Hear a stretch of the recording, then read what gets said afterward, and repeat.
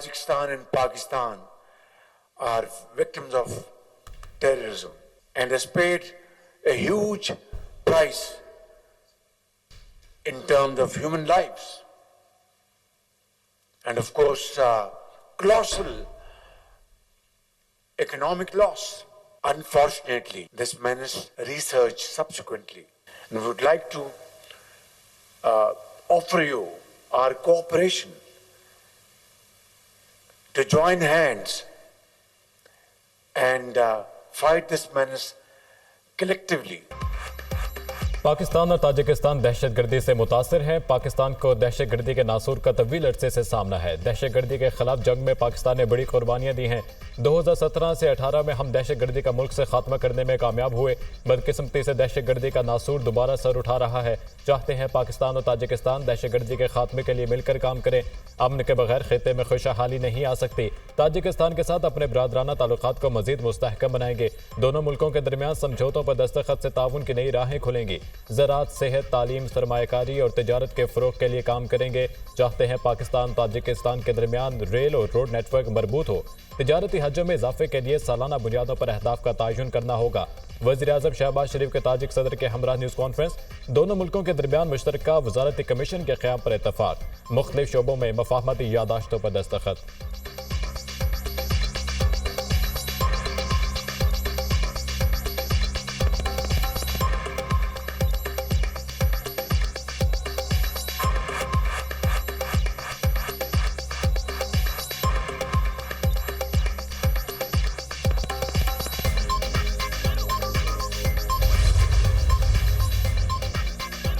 वज़ीर-ए-आज़म का दौरा ताजिकिस्तान। ताजिक सदर इमाम अली रहमान से मुलाकात। दोनों मुल्कों के दरमियान मुख्तलिफ शोबों में बाहमी ताउन के हवाले से गुफ्तगू।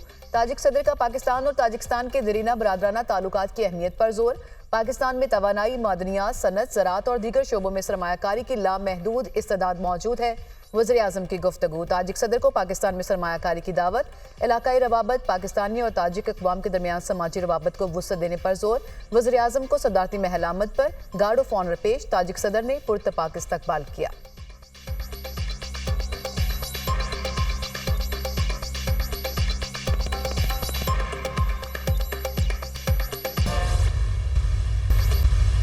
इस्लाम में भी लिखा गया है, कुरान में, the prophet peace be upon him said, he god hearing and seeing. मतलब इस्लाम में भी कहा गया है कि डरना नहीं है। भारत के ऑपोजिशन लीडर राहुल गांधी का पैगंबर इस्लाम हजरत मोहम्मद मुस्तफ़ा सल्लल्लाहु अलैहि वसल्लम की तालीमात का हवाला देकर भारतीय इंतहा पसंदों को अदम तशद्दुद का दर्स। लोकसभा में खिताब करते हुए बीजेपी रहनुमा नफरत, खौफ और तशद्दुद फैला रहे हैं। तमाम अजीम हस्तियों ने अदम तशद्दुद की बात की, खौफ को खत्म करने की बात की और कहा कि मत डरो। राहुल गांधी ने कहा कि बीजेपी के लीडर हिंदू होने का दावा तो करते हैं मगर साथ ही नफरत भी फैलाते हैं। राहुल गांधी के बयान पर बीजेपी सेक्पा। वज़ीर-ए-आज़म नरेंद्र मोदी ने कहा कि ऑपोजिशन लीडर ने पूरे हिंदू मुआशरे पर तशद्दुद का इल्जाम लगाया है। अपने बयान पर माफी मांगने का मुतालबा। जवाब में राहुल गांधी ने कहा कि नरेंद्र मोदी और आरएसएस पूरा हिंदू समाज नहीं, बीजेपी हर वक्त खौफ फैला रही है, तशद्दुद और नफरत को फिरोग दे रही है। पाकिस्तान को एक बार आइन के रास्ते पर चलने दें। सुप्रीम कोर्ट के फैसले इंसाफ पर मबनी हैं। हर फैसले ने आइन को फॉलो किया। कुछ जजेस दाना होंगे, मैं इतना दाना नहीं। अदालत इंसाफ के तकाज़ों का नहीं, आइन और कानून का इतलाक करती है। नजरिया ज़रूरत के तमाम फैसलों में इंसाफ के तकाज़ों का ही जिक्र है। जब कुछ ठोस मवाद ना मिले तो इंसाफ की अपनी मर्जी की तशरीह की जाती है। किसी जज से बदनीयती मंसूब नहीं कर रहा। चीफ जस्टिस काजी फैज़ीसा। सुप्रीम कोर्ट में सुने तहत काउंसिल की मखसूस नशिस्तों से मुतालिक केस। जस्टिस अतहर मिनुल्लाह ने रिमार्क्स दिए, क्या अदालत आइन की संगीन खिलाफ वर्जी की तौसीक कर दे? क्या कमरे में मौजूद हाथी को नजरअंदाज किया जा सकता है? एक आईनी इदारे ने गैर आईनी तशरीह की और सुप्रीम कोर्ट तौसीक करे। क्या आप चाहते हैं हम नजरिया ज़रूरत को दोबारा जिंदा कर दें? जस्टिस मंसूर अली शाह ने कहा, यह कोई पटवारी के जमीन के तनाज़े का केस नहीं जो सिर्फ अपील तक महदूद रहे। मुकम्मल इंसाफ का इख्तियार और कहाँ इस्तेमाल करना है जब अदालत पूरी तस्वीर ही ना देख सके। क्या अदालत आंखें बंद कर ले? जस्टिस हसन अजहर रिजवी ने रिमार्क्स दिए कि कई सियासी जमातों को बोनस में मखसूस नशिस्तें मिली हैं। इतनी नशिस्तें इन जमातों ने नहीं जीती जितनी उन्हें दे दी गई।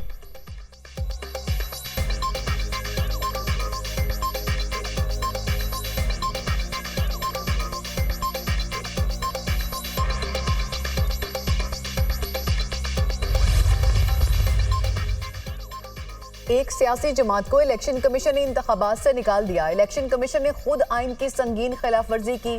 क्या सुप्रीम कोर्ट की जिम्मेदारी नहीं कानून की खिलाफ वर्जी को देखे? जस्टिस अतर मिनुल्लाह के रिमार्क्स। जस्टिस मुनीब अख्तर ने कहा कि मौजूदा तनाज़ा इलेक्शन कमीशन की गलतियों की वजह से आया। क्या सुप्रीम कोर्ट के फैसले की रोशनी में इलेक्शन कमीशन ने इतने ज्यादा आजाद उम्मीदवार बनाए? चीफ जस्टिस ने रिमार्क्स दिए कि हर फरीक कहता है नशिस्तें हमें दी जाएं। अटॉर्नी जनरल ने दलाइल दिए कि आइन के मुताबिक किसी सूरत कोई नशिस्त खाली नहीं छोड़ी जा सकती। सियासी जमातें तब मखसूस नशिस्तों की अहल होंगी जब कम से कम एक सीट जीती हो। मखदूम अली खान ने बताया कि आइन के मुताबिक सीटें सियासी जमातों को मिलेंगी, ना कि आज़ाद उम्मीदवारों को। मखसूस नशिस्तों से मुतालिक 2002 में आर्टिकल 51 को बरोए कार लाया गया। अटॉर्नी जनरल के दलाइल मुकम्मल। केस की समाअत 9 जुलाई तक मुलतवी।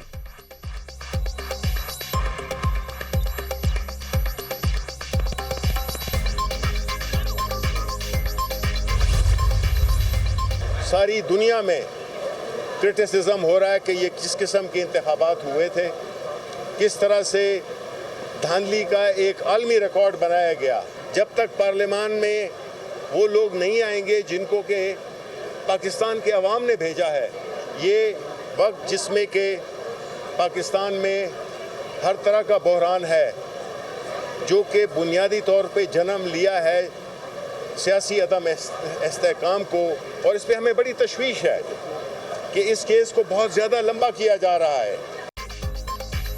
पूरी दुनिया में तनकीद हो रही है ये कैसे इंतखाबात हुए हैं। इलेक्शन कमीशन आईनी जिम्मेदारी पूरी करने में नाकाम रहा। पार्लियामेंट में अवाम के मुंतखब नुमाइंदे आएंगे तो बेहतरी होगी। सियासी अदम इस्तेहकाम की वजह से पाकिस्तान में बहरान है, हमें तशवीश है, केस को खींचा जा रहा है। रहनुमा PTI शिबली फराज की मीडिया से गुफ्तगू। इलेक्शन कमीशन का इम्तियाजी सलूक वाज़े नजर आता है। इलेक्शन कमीशन अपने रवैये पर नजरसानी करे। कंवल शोजब का मुतालबा, इंतखाबात बगैर किसी मुदाखलत के साफ शफाफ होने चाहिए। कोई भी इदारा इंतखाबात में मुदाखलत करेगा तो इलेक्शन की कोई हैसियत नहीं होगी। हमेशा के लिए साफ शफाफ इंतखाबात के लिए मैकेनिज्म होना चाहिए। असद कैसर की मीडिया टॉक।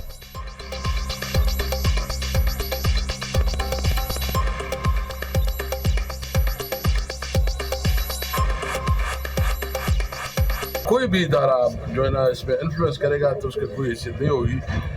बिल्कुल हम कहते हैं कि मुल्क में हमेशा के लिए जो है ना फ्री एंड फेयर इलेक्शन का एक मैकेनिज्म होना चाहिए, ताकि मुल्क की जब इंतखाबात हो तो उसके जरिए इस्तेहकाम आए कि न कि अदम इस्तेहकाम। जस्टिस बाबर सत्तार तौहीन अदालत केस की समाअत। जस्टिस बाबर सत्तार के खिलाफ हैशटैग्स में मुलविस अकाउंट्स की तफसील अदालत में पेश। क्या ये अकाउंट्स वो हैं जिन्होंने मुहिम शुरू की? अदालत का इस्तफसार। मुख्तलिफ हैशटैग्स चलाने वाले 5 अकाउंट्स की शनाख्त हुई। आज़ाद कश्मीर के शहरी यासीन के अकाउंट से हैशटैग शुरू हुआ। FIA का जवाब, ये नीलम वैली में बैठा है। जस्टिस बाबर सत्तार पर इसका क्या एतराज़ हो सकता है? हैरान कुन है। अदालत का मुकालमा। कराची के फैजान रफ़ी ने एक हैशटैग शुरू किया, उसने जवाब दिया कि मैं बैरून मुल्क हूँ। FIA का बयान। फेसबुक, इंस्टाग्राम और यूट्यूब पर 45 अकाउंट ने मुहिम चलाई। तस्दीकशुदा अकाउंट्स का डेटा और यूजर्स की मालूमात अदालत में पेश। इस्लामाबाद हाई कोर्ट की FIA को अमेरिकन एम्बेसी से रब्ते की हिदायत। अदालत ने केस की समाअत गर्मियों की छुट्टियों के बाद तक मुलतवी कर दी।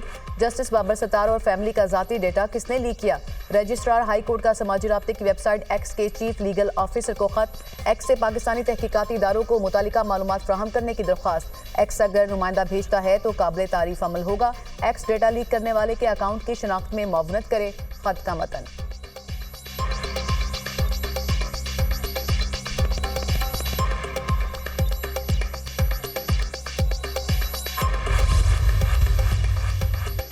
अक़वाम मुत्तहिदा इंसानी हकूक़ के वर्किंग ग्रुप ने बानी PTI की गिरफ्तारी को आलमी कानून की खिलाफ वर्जी करार दे दिया। बानी PTI और उनके दीगर साथियों की फौरी रिहाई होनी चाहिए। नजरबंदी और हिरासत का कोई जवाब नहीं। बानी PTI की हिरासत गैर कानूनी है, उन्हें सियासी मैदान में आउट करने के लिए नाअहल किया गया। बानी PTI की हिरासत पाकिस्तान का अंदरूनी मामला नहीं रहा। इस मामले को आलमी इंसानी हकूक़ के कानून के मुताबिक देखा जाए। इलेक्शन के मौके पर भी धांधली की गई और कई नशिस्तें उसे छीन ली गईं। जिनेवा से ताल्लुक रखने वाले इंसानी हकूक़ वर्किंग ग्रुप का बयान।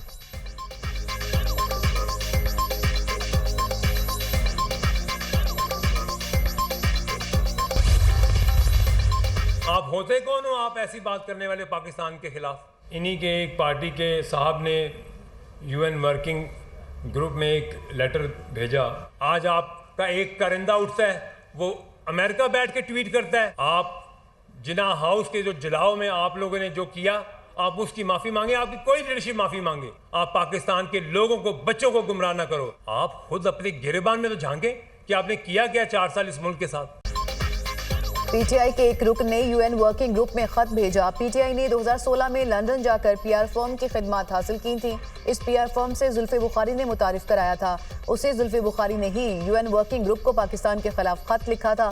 तहरीक इंसाफ ने पाकिस्तान के खिलाफ साजिश की। आप दावा करते हैं कि मुहिब वतन हैं, लेकिन आप मुल्क दुश्मन हैं। आपका मकसद है कि मुल्क में आग फैले। आप चाहते हैं कि इदारे आपस में लड़ें।